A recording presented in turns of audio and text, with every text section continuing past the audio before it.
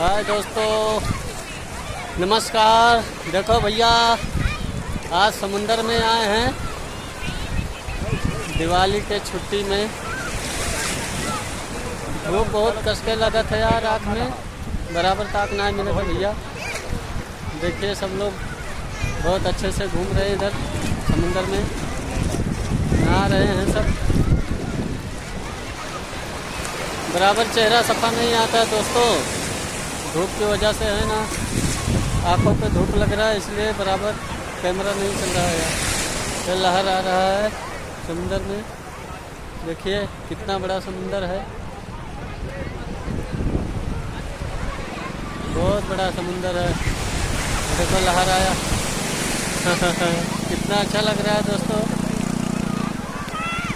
सब लोग खड़े होकर देख रहे हैं, देखिए लहर आ गया। हाय दोस्तों।